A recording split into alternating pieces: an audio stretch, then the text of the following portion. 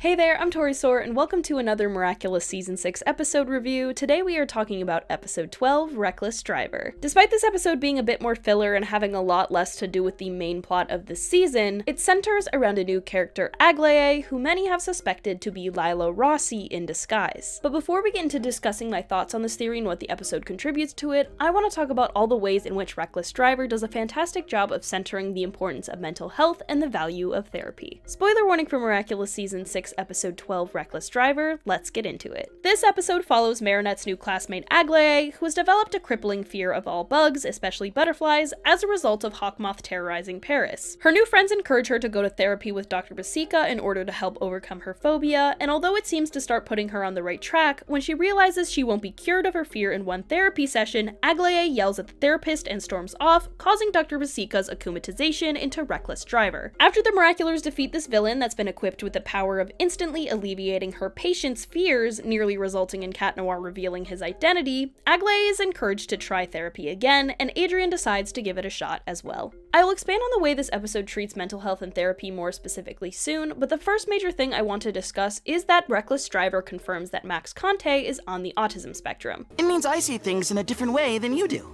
Neuroatypical brains provide new insight into the world. The problem is that our environment is designed for neurotypical people. In my case, for example, lateness can be distressing, as well as misplaced things in unfamiliar places. That's why I see Dr. Basika every Thursday at 6:15 p.m.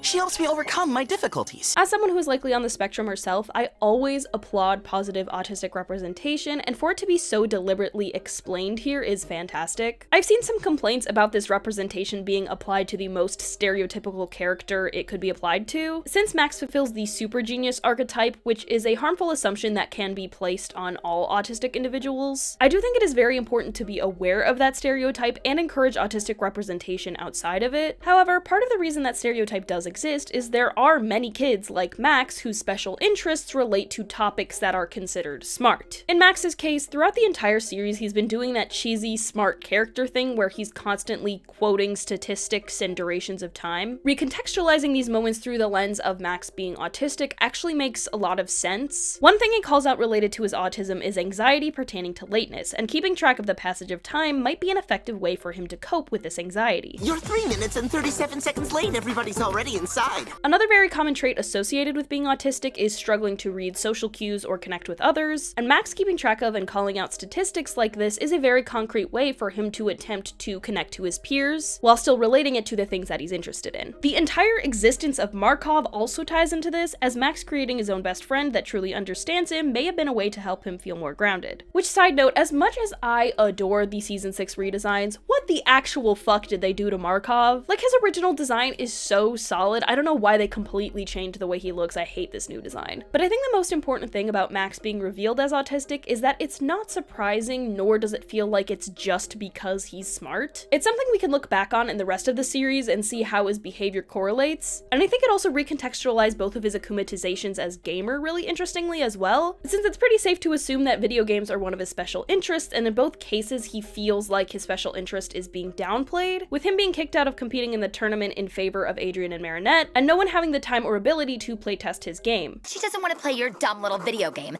In fact, no one wants to, because everyone has a much more interesting life than you do. It always feels really bad when you are unable to engage with or share your passion for something that means a lot to you. And for it to be directly tied to his autism, I think is a really neat perspective as well. I do think it's possible and even likely that Max wasn't intended to be autistic from the beginning, but for the writers to retrospectively recognize that he's exhibited those traits and take the opportunity to provide positive autistic representation is incredibly valuable. I ranted about this on TikTok when the episode first came out, but I've seen so many people complain that it's unrealistic that Adrian didn't know what the autism spectrum was, which is so ridiculous to me. I myself see a psychiatrist because I'm on the autism spectrum. The autism spectrum? What's that? Let's not forget how Adrian was raised. He's only been going to school for about a year, and prior to that he was solely under the care of a man who had intentionally isolated him both physically physically and mentally. I feel like there is no possible way that Gabriel taught Adrien about neurodivergence, and honestly, he probably didn't even know gay people existed until he met Julica, Rose, Mark, and Nathaniel. Even if Adrien hadn't been sheltered his entire life or had heard of autism before, he just may not know that it is a spectrum. I've known about autism for about as long as I can remember, but I didn't really start understanding what it was until I was around Adrien's age, and I didn't learn it was a spectrum until I was a few years older than him. Adrien honestly very much reads like he could be autistic as well, and like me, he has probably never considered that he could be autistic because he didn't realize it was a spectrum and there are so many different ways that people experience it. In general, the education surrounding autism and other neurodivergent conditions is very limited. I cannot blame Adrien for not knowing about the spectrum. From a meta perspective as well, Adrien asking about it is just a good way to lead into the explanation in the episode. We have to remember this is a kids show, and there are definitely kids watching who heard Max say autism spectrum and wondered what it was in the same way that Adrien did. Hell, I've seen many adults who watched this show say that they learned more about autism because of this moment. Adrien asking about the spectrum is not only realistic, but the perfect way to educate more people about autism. So I cannot fathom this widespread complaint about Adrien being stupid for not knowing about it. It's absolutely absurd. In general, the education and representation of diverse mental health conditions, as well as the deliberate illustration of the value of therapy in this episode, is absolutely fantastic. I really appreciate the variety of contexts in which therapy is showcased, from Max's autism to Alia's family issues to Milan and Julica's different forms of anxiety. On top of this, the entire lesson of the episode highlighting that getting better doesn't happen all at once, it takes work and time, and there is no magical solution to trauma is such a great message. Wreckless Driver's power seems to be a good thing on the surface, but illustrates that an instant solution to a problem doesn't actually get to the root of the issue, and it's important to find those solutions yourself. And thank God Adrien is finally getting himself into some therapy. Throughout the entire series, we have seen this troubled relationship he's had with his father, and we've especially seen his struggle this season with accepting Gabriel as a hero when he was such a terrible father to him. Episode 9, Mr. Agrest, really marked a turning point with Adrien realizing all of the mixed emotions he feels when thinking of his father, so for him to move forward with therapy to address that is so needed. I also really appreciate how Marinette was used in this episode. When Adrien first floats the idea of him going to therapy towards Marinette, she counters by saying, You can talk to me about him, right? Alia steps in to explain that while Marinette's support is valuable and helpful, it isn't a long-term solution, and therapy can help guide Adrien towards finding solutions himself. I thoroughly appreciate how Alia's video game analogy emphasizes the value of Marinette's support while also highlighting the importance of more professional help. It doesn't mean you're not helpful.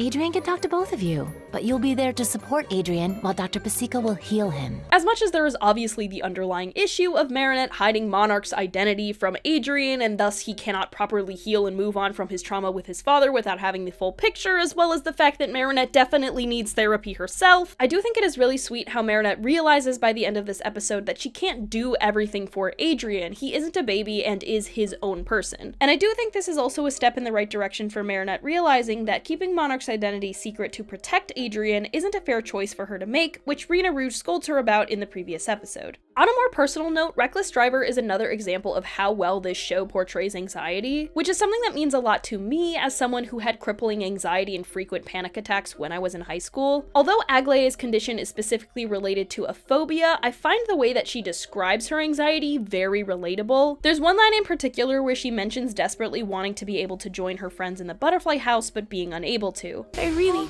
wanted to follow them, to do like them, to be like them, but I just couldn't do it. This is the perfect explanation of what anxiety feels like. You feel bad, which prevents you from being able to do the things you want to do, which makes you feel even worse. This is also a huge reason why Julica is my favorite character and why Reflectall is one of my all-time favorite episodes. Though it isn't as explicitly stated as in Wreckless Driver, Julica has a panic attack and it prevents her from doing the very thing she wants to do in that moment, model Marinette's designs. I praise this scene at every opportunity I get because it is such an accurate depiction of what it feels like to have a panic attack. I think Derision did a pretty good job with this as well, but I haven't watched that episode since it came out, so I don't have as many specific thoughts on that one. I also love how Aglaé at the end of the episode makes a little bit of progress towards overcoming her fear, but it's just one small step in the right direction, which of course ties back to the overall message of recovery taking time and work. Overall, I think this episode absolutely nailed its intended messaging, and it means a lot to me as someone who has had mental health struggles in the past and has been able to grow and marginally improve in part thanks to therapy. However, despite this episode sending centering around Aglaé's mental health, it may all be an act to cover up the fact that she's Lila Rossi in disguise. Let's talk about the Lila theory. The end of season 5 shows Lila on the phone asking about enrolling in the new school, which has led me and many others to keep an eye out for potential new characters in season 6 that could be Lila in disguise. There are 3 new female classmates that have been featured this season: Diane, Sublime, and Aglaé. The first two kinda sorta can't be Lila for obvious reasons. Diane is black and Sublime literally has no legs. It would be disgusting for either of these two instances of positive minority representation to be tainted by Lila in this way, so I think we can very confidently say that neither of them is Lila, which of course leaves Aglaé. Because of the London special phone call, I had my suspicions of Aglaé as soon as we saw her, but Climactic Queen has the most substantial evidence of her potentially being Lila. When Aurora is upset about losing Chloe's social media competition, Aglaé applauds Aurora for never stooping to low levels to achieve success, which very much reads as a manipulation tactic that Lila would use to plant the idea in her victims' heads. You would never be fake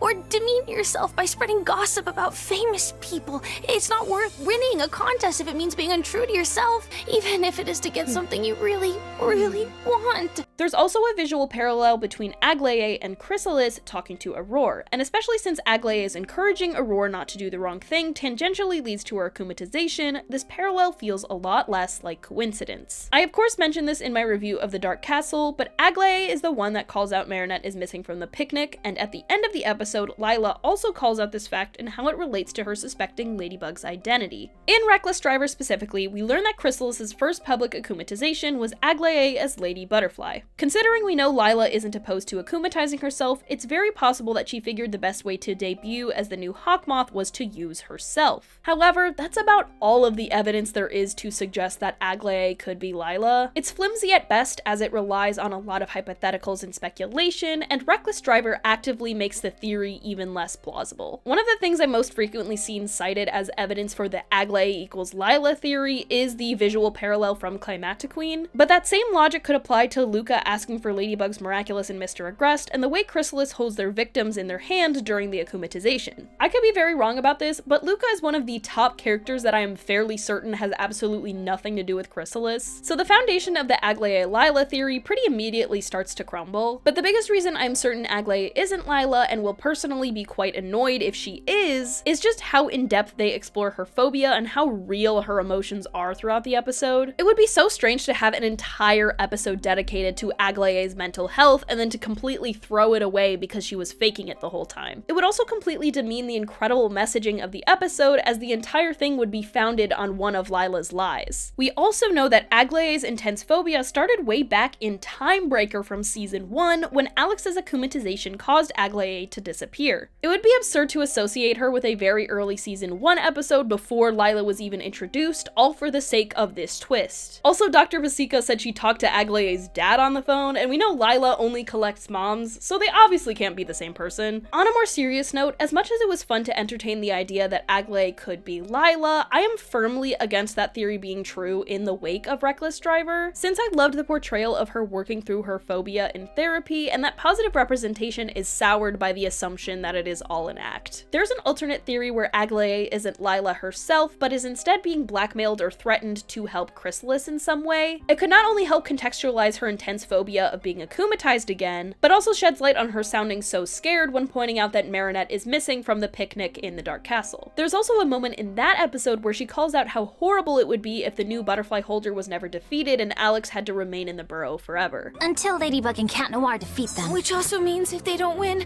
Alex will never come back. That's horrible! This theory also really doesn't have a lot of support, though I think it makes a lot more sense and I would enjoy it much more than if Aglaé was revealed to be Lila, especially after Wreckless Driver. Still parroting the idea that Aglaé is Lila feels very dismissive of all of the incredibly positive mental health messaging present in the episode. But that does it for this video. I think Wreckless Driver is a very solid episode, and while a lot of the other season 6 episodes are way more exciting from a story standpoint, I adored how this episode handled its discussions of therapy and mental health. The next season 6 episode I'm going to review, assuming the Vampagami English dub doesn't come out before then, will be Yaxi Goes In, and that is a doozy of an episode, so make sure to subscribe so you don't miss that review when it comes out. My friend and I have a LEGO project up on LEGO Ideas that is completely free to support, and if it gets enough supporters, it is reviewed to potentially be made into a real LEGO set. Even if you don't have any interest in LEGO or Teenage Mutant Mutant Ninja Turtles, I would really appreciate it if y'all went to the link in the description to support the project. Again, it is absolutely free to do so. I hope you enjoyed this video. Please give it a like and hype if you did. Thank you so much for watching, and I will see y'all next time.